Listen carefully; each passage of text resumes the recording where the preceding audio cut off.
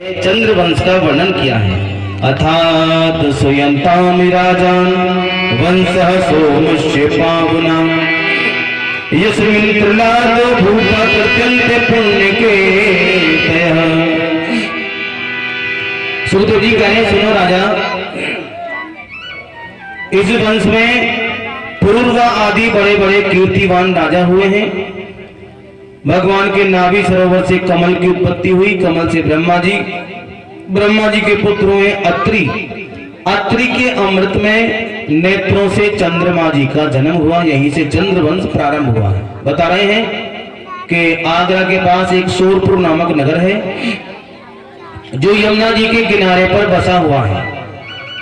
उग्रसेन जी ने अपने ही पुत्र कंस को, जब कंस ने जन्म लिया है तो इन्होंने पेटी में बंद करके यमुना जी में बहा दिया। और जब कंस बड़ा हुआ, कंस को पता लगा, कंस सूरसेन के यहाँ पर पला है, जब बड़ा हुआ पता लगा कि मेरे पिता ने मुझे बचपन में ही जन्म लेते ही पेटी में बंद करके बहा दिया, तो कंस को बड़ा क्रोध आया। कंस आया है अपने पिताजी के पास में, अपने पिता को गद्दी से लात मार करके नीचे गिरा दिया और खुद सूरसेन देश का राजा बन बैठा। कंस की एक चचेरी बहन है जिसका नाम है देवकी। इसने अपनी बहन देवकी का विवाह अपने मित्र वसुदेव जी के साथ में किया है। और जब अपनी बहन को विदा करने के लिए कंस जा रहा है तो रथ अपने हाथों से हाँकने लगा। लेकिन भक्तजनों, इसी समय देवताओं ने आकाशवाणी कर दी।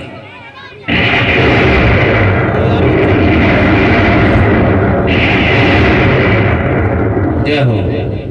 देवताओं ने आकाशवाणी की, अरे कंस, अपनी जिस बहन को तू इतने लाड़ प्यार से विदा कर रहा है, इसी देवकी का 8वां पुत्र तेरा काल होगा, तेरा काल होगा, तेरा काल होगा। अब तो कंस घबरा गया, कंस रथ से कूद गया और अपने हाथ में तलवार लेकर के कंस अपनी ही बहन देवकी को मारने को दौड़ा। वसुदेव जी ने रोका, अरे अरे मित्र, क्या करते हो? अपनी बहन को क्यों मारना चाहते हो? अरे तुमने सुना नहीं अभी आकाशवाणी ने क्या कहा है कि इसका 8वां पुत्र मेरो काल होएगो। अरे मैं तो ऐसा काम कर देता हूँ कि ना रहेगो बांस ना बजेगी वाह। लेकिन देखो, वसुदेव जी ने समझाया, मित्र सुनो, ऐसा मत करो, मैं तुम्हें वचन देता हूं कि देवकी के 8वां पुत्र मैं तुम्हें सौंप दूंगा। और देखो, मान तो गया, जानता है कि मेरे मित्र सत्यवादी हैं, सच बोलते हैं। लेकिन कंस ने अपनी बहन देवकी और वसुदेव दोनों के हाथों में हथकड़ी, पैरों में बेड़ियां डालकर अपने जेल खानों में बंद कर दिया। और भक्तजनों, समय आने पर देवकी के गर्भ से जब प्रथम पुत्र उत्पन्न हुआ, वसुदेव जी इस पुत्र को लेकर के कंस के पास गए हैं। कंस बोला, अरे मित्र, मैं तुम्हारी सत्यता पर रीझ गया हूं, लेकिन सुनो, मुझे पहले पुत्र से कोई खतरा नहीं है, मुझे 8वें पुत्र से डर है, तुम इसको वापस ले जाओ। वसुदेव जी पुत्र को लेकर के वापस जेल में पहुंचे तो इतनी देर में कंस के पास में नारद जी आ गए। नारद जी ने आकर के समझाया, एक 8 पंखुड़ी का फूल साथ लाए हैं। अरे अरे भोजराज कंस, देखो, इन देवताओं का पता कुछ नहीं, कौन सा पहला है कौन सा 8वां है। अगर देखो इधर से गिनो, 1 2 3 4 5 6 7 8, तो इधर ये वाला 8 हो गया। और मानो इधर से उल्टा गिनना शुरू कर दो तो ये वाला 8 हो गया। पता नहीं पहला 8वां है या 8वां पहला है, इनका पता कुछ नहीं। और कंस के बाद समझ में आ गई। कंस दौड़ा दौड़ा गया और कंस ने देवकी के हाथों से इस बालक को छीन लिया और इसको मार दिया। कंस ने देवकी के लगातार 6 बालकों को मार डाला। साथ में गर्भ में शेष भगवान आए। भगवान ने अपनी माया को आज्ञा दी और साथ में गर्भ को रोहिणी जी के गर्भ में स्थापित कर दिया। और भक्तजनों, नंबर आ गया 8वें गर्भ का। जब 8वें गर्भ का नंबर आया तो कंस ने जेल के अंदर पहरा बढ़ा दिया। कह दिया कि देखो, कोई भी पहरेदार है वो सोएगा नहीं, ना रात में सोएगा और ना दिन में सोएगा। पहरेदार बढ़ा दिए, जेल खानों के ताले बढ़ा दिए।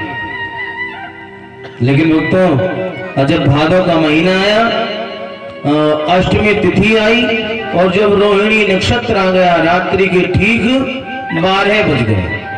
कितने बज गए? 12। और जैसे ही रात के 12 बजे जेल खानों के अंदर भगवान देवकी मैया के गर्भ से प्रकट हो गए हैं। बोलो भक्तवत्सल भगवान की। भगवान कैसे हैं जी? भगवान चतुर्भुज रूप में आए हैं। भगवान के 4 हाथ हैं, शंख हाथ में शंख चक्र गदा है। मैया बोली है प्रभु मैंने तो आपको बालक बनकर बुलाया था, मैंने तो आपको पुत्र के रूप में मांगा था, लेकिन आप तो पूरे पिताजी बनकर आए हो। भगवान बोले सुनो मैया, ये शंख चक्र गदा में अपने हाथ में इसलिए लाया हूँ कि कहीं ऐसा ना हो कंस मामा ना आ जाए मुझे मारने को, वो हमें आकर के मारे उससे पहले हम उनको समाप्त कर देंगे। मैया ने प्रार्थना की। फिर भगवान ने कहा देखो तुम यहाँ से मुझको लेकर के जाना और जाकर के गोकुल में पहुंचा देना। गोकुल में यशोदा मैया के यहाँ पर एक कन्या उत्पन्न हुई है, उस कन्या को तुम ले आना और मुझे वहीं पर छोड़ आना। इतना कहकर के भगवान बाल रूप में प्रकट हो गए। बोलो भक्तवत्सल भगवान की, बाल कृष्ण गोपाल की। देवताओं ने भगवान को देख करके ऊपर से फूलों की वर्षा की है और देवताओं ने स्वागत किया है। आओ भगवान का स्वागत करें। स्वागतम कृष्ण शरणागतम कृष्ण, स्वागतम कृष्ण शरणागतम कृष्ण। कृष्ण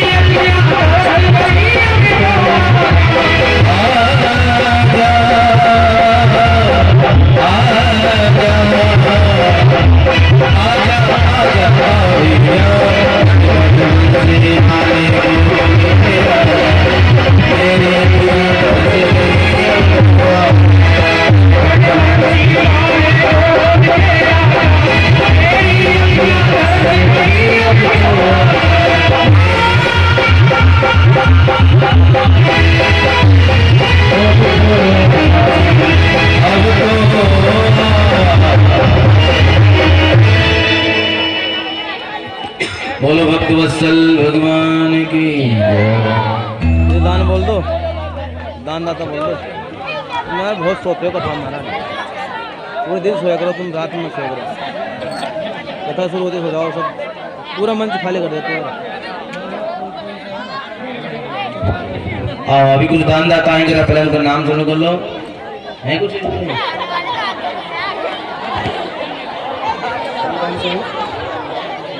बैठ जाओ बच्चे नीचे।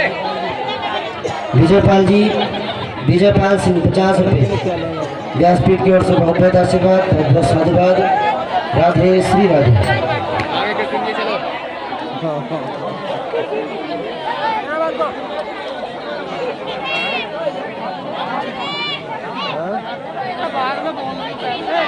अरे बच्चों बैठ जाओ रे। अरे अरे ओ भैया भैया गुब्बारे मत फोड़ो रे बच्चों।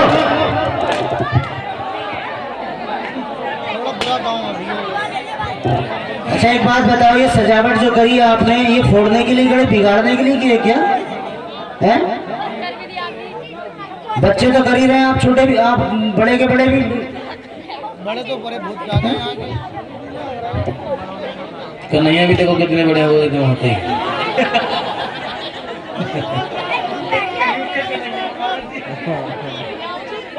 बढ़िया रहे। आओ देखो,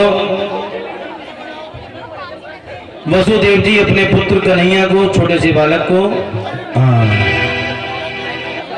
सूप में रख करके लेकर के चले हैं, कहां पर? गोकुल की तरफ, और गाते जा रहे हैं, अपने पुत्र को सर पे रख करके ले जा रहे हैं। आओ सभी भगवान का स्वागत करें, एक बार जोर से करो, बाल कृष्ण भगवान की।